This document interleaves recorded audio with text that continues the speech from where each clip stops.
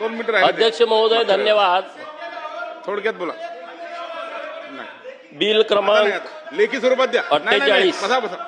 महिला शेतकऱ्यांना विविध कल्याणकारी धोरणं, कार्यक्रम, योजना व पथकर यांचा लाभ मिळण्यासाठी थोडक्यात सूचना राज्याचे मुख्यमंत्री माननीय देवाभाऊ यांच्या नेतृत्वात राज्याचे दोन्ही उपमुख्यमंत्री महोदय आणि कृषी खात्याचे मंत्री माननीय दत्तामामा यांनी खूप चांगलं विधेयक हे सभागृहामध्ये आणलेलं आहे.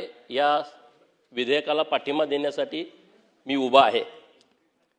शेतामध्ये माझी खोप, तिला बोराटीचा झाप, तिथं राबतो कष्ट तो माझा शेतकरी बाप, लेतो अंगावर चिंध्या, खातो मिरची भाकर, काडी उसाची पाचट, जग मिळावा साकर, काटा त्याच्याच का पायी, त्यानं काय केलं पाप.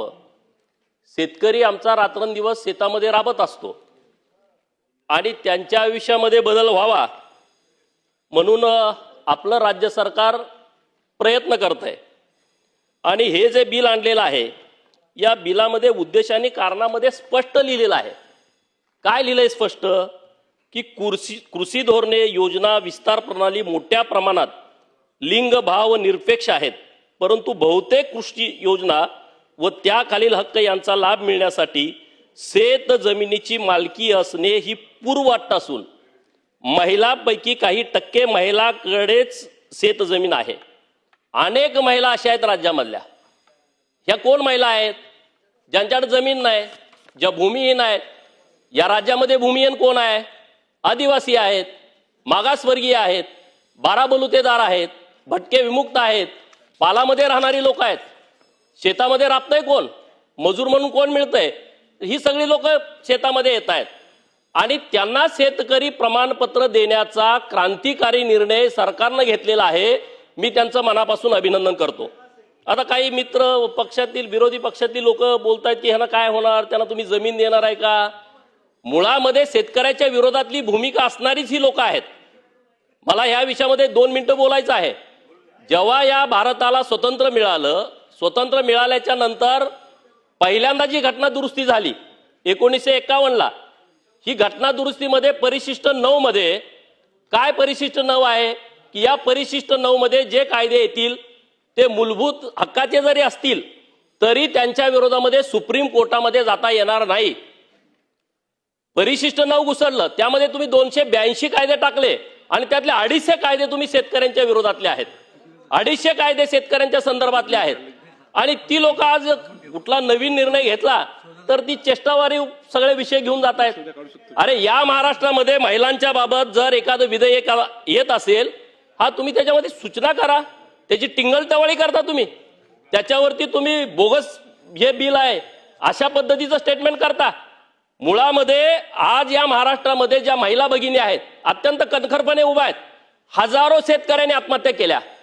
हजारो शेतकऱ्यांनी आत्महत्या केल्यानंतर पेपरमध्ये बातमी येते, टीव्हीला येते. आपण आमदार म्हणून किंवा मंत्री म्हणून आपण त्या गावामध्ये जातो, भेट देतो, 2-5 लाख रुपयाची त्यांना मदत देतो, परत आपण कधी तिकडे जात नाही.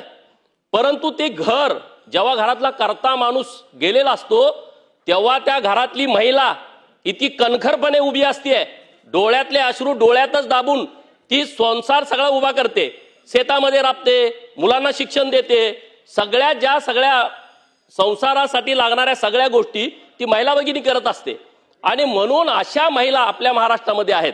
आणि या सगळ्या बिलाच्या मध्ये ज्या सगळ्या भगिनींचा तुम्ही आता अंतर्भाव करत आहात, ज्यांना तुम्ही शेतकरी म्हणून प्रमाणपत्र देणार आहात आणि तुम्ही त्यामध्ये लिहिलंय की आता शेतकऱ्यांच्यासाठी असणाऱ्या योजना, त्यांना काही मदत असेल, त्यांना काही कर्ज असतील. आता मागच्या 2 महिन्यापूर्वी माननीय नितेश राणे साहेबांनी एक निर्णय केला.